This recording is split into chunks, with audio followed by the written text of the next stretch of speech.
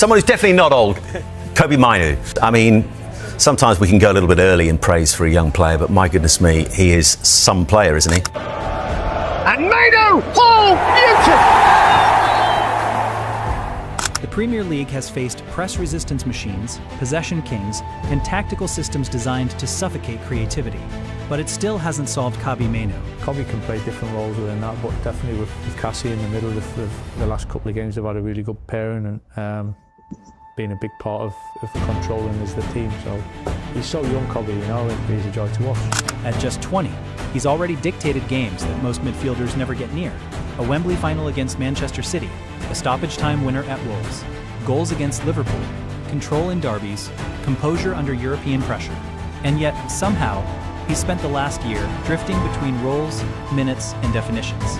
I never liked the handling of Mainoo. I think we talked about that a lot on this show. I never liked the handling of that. When he said at the start of the season, Ruben, that basically it was him or Bruno, I never agreed with that. I thought it killed him. It killed him, to be fair, publicly. Even this season, the contradiction remains. 498 league minutes, 12 substitute appearances, and still the efficiency refuses to fade. 88% pass accuracy, 0.33 expected assists, 31 duels won, 13 tackles, no cards, no panic, no drop-off. Then, the environment changed. A coach who understands midfield football arrived. A structure built on control, spacing, and repetition returned. And suddenly, Mainoo wasn't a question to manage. He was a solution to trust. The result? A dominant derby win over Manchester City, a statement victory away at Arsenal, and a chaos test comeback against Fulham.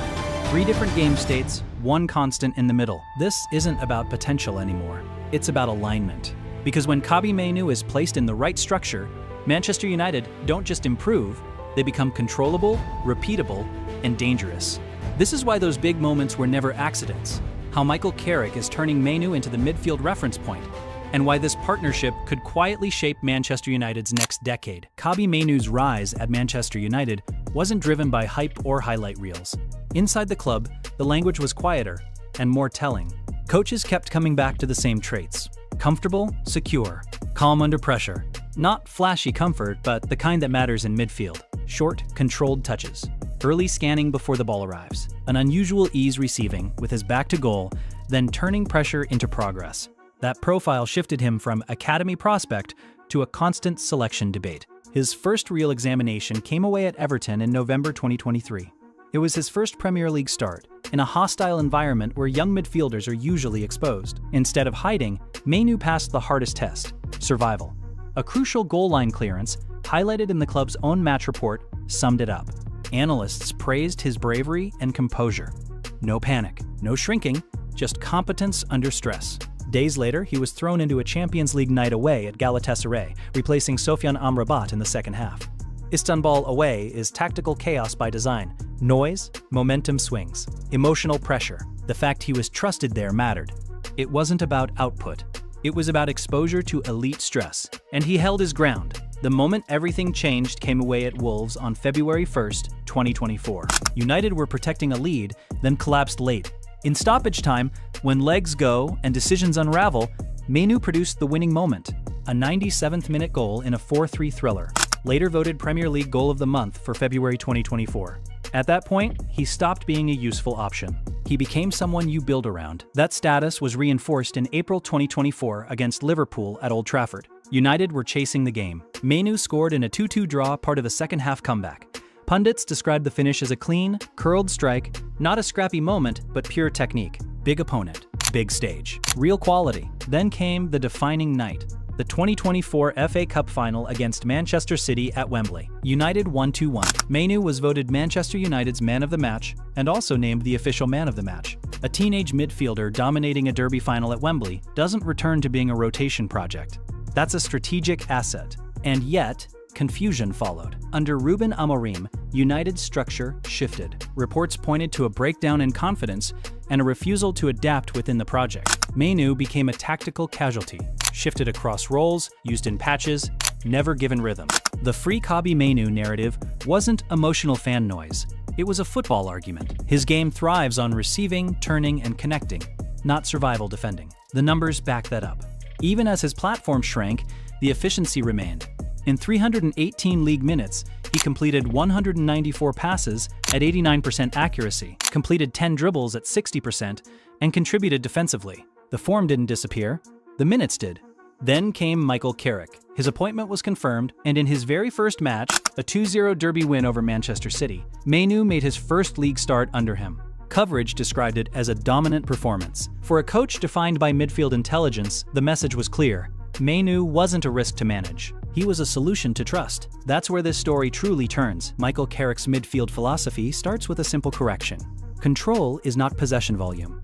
It's security before expression, protection before risk, clear spacing and reference points that allow midfielders to play forward without fearing collapse behind them. That principle alone explains why Kobbie Mainoo looks different under Carrick and why his game finally makes sense again.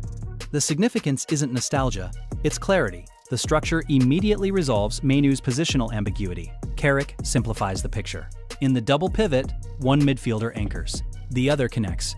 Mainoo is neither a static number 6 nor a high-risk number 10. He operates just beyond the first press, where the game accelerates or slows on his touch. Carrick has been explicit. Mainoo needs freedom. The evidence supports it. In limited minutes earlier in the season, Mainoo produced 194 passes at 89% accuracy, 10 completed dribbles at 60%, and 23 duels won.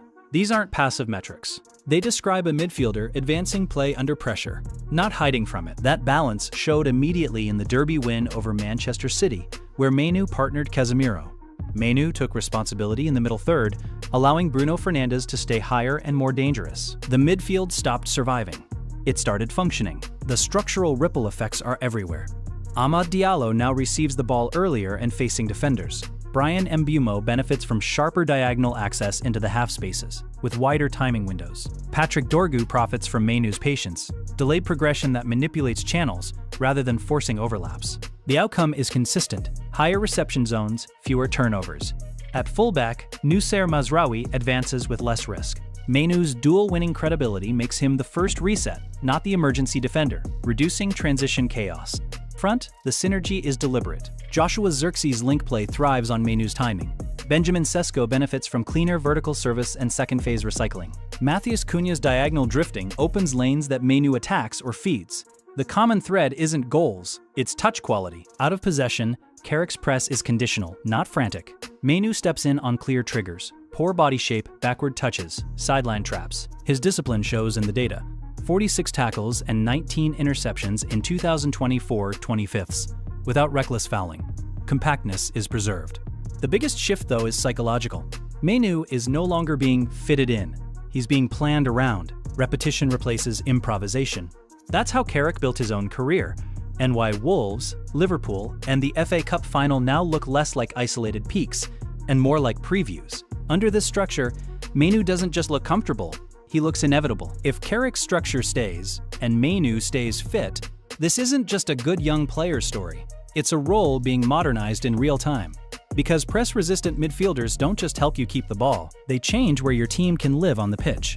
They turn first pressure into second-phase attacks. They make your possession safer and more aggressive because you're not playing through fear anymore.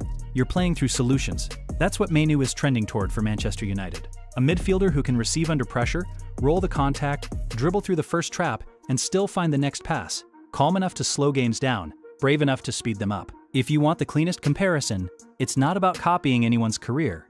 It's about type. The way Pedri manipulates pressure with angles and tempo. The way Vitinha keeps progression alive even when the press arrives early. And stylistically, there are flashes of a young Patrick Vieira.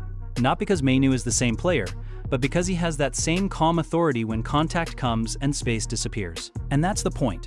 When a midfielder can't be pressed, the entire team becomes harder to play against. If Mainoo stays healthy, and Carrick keeps giving him repetition in the connector role, United don't just gain a talent, they gain a reference point. The kind that raises the floor every week, travels to big away grounds, and quietly revolutionizes a position that decides modern games.